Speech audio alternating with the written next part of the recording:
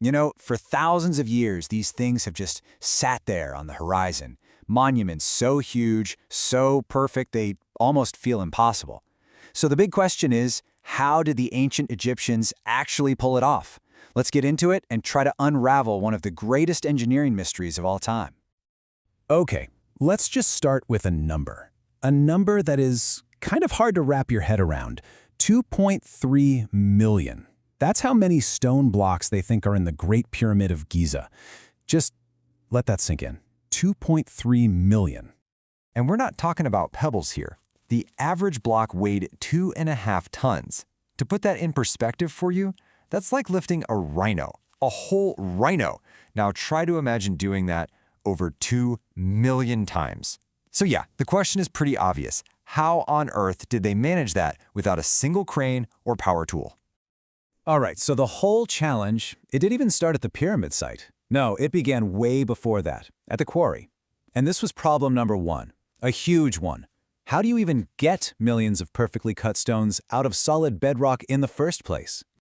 The solution they came up with was, honestly, it was simple, but just absolutely brilliant. So get this, workers would cut these grooves into the limestone.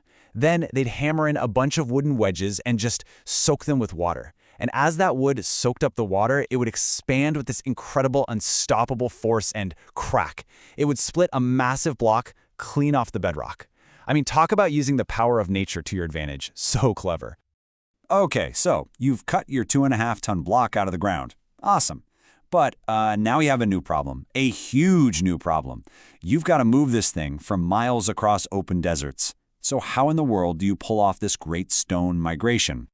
And once again, the solution was just ingenious. They put the blocks on these massive wooden sleds, right, and had huge teams of workers pulling them. But here's the real kicker, the secret ingredient. They'd pour water onto the sand right in front of the sled. Now, this wasn't to keep the workers cool or anything. It was pure physics. See, wetting the sand just the right amount makes it firm, and it cuts the friction by like half, 50%. Suddenly, these rhino-sized blocks could practically glide over the desert. Amazing. So you've quarried the stones, you've dragged them across the desert, but now comes the biggest challenge of all. How do you get them up there? We're talking hundreds of feet into the sky. This is probably the biggest mystery of all, and it leads us straight into what's known as the Great Ramp Debate. Okay, so there are two main camps on this one. First, you've got the straight ramp theory. Basically, a single enormous ramp going from the ground all the way up. Sounds simple, right? Well, the problem is, to get to the top, that ramp would have to be over a mile long. A mile! It would have used more stone and mud brick than the entire pyramid itself, which is insane. Then you have the spiral ramp theory. This one corkscrews around the outside of the pyramid as it gets taller. It's way more efficient, uses less material, but it would have been a nightmare to keep the pyramid's angles perfect. You can't see the corners. So yeah, to this day, the experts are still arguing about it. We just don't know for sure. So we've spent all this time on the how. The physics, the engineering. But the who is just as fascinating, and maybe even more important.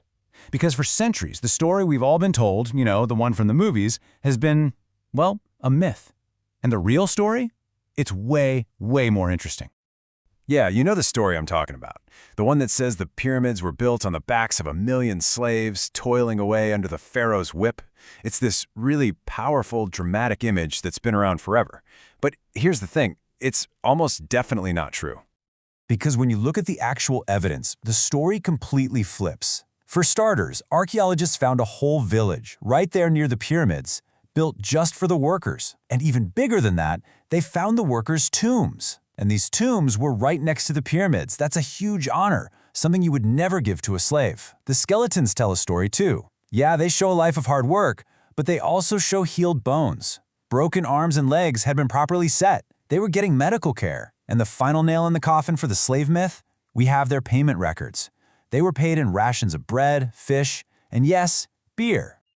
So the takeaway here is massive. The pyramids weren't built by slaves. They were built by a huge, incredibly organized, and really skilled Egyptian workforce. Think about that. These were respected craftsmen, respected laborers who probably felt a real sense of pride in what they were doing, building this eternal monument for their pharaoh, for their country. It wasn't about slavery. It was a national project, a stunning testament to what people can do when they work together. And really, that's the true marvel here, isn't it? The pyramids aren't just an engineering masterpiece. They're a symbol of what we can achieve when we collaborate, when we all pull in the same direction.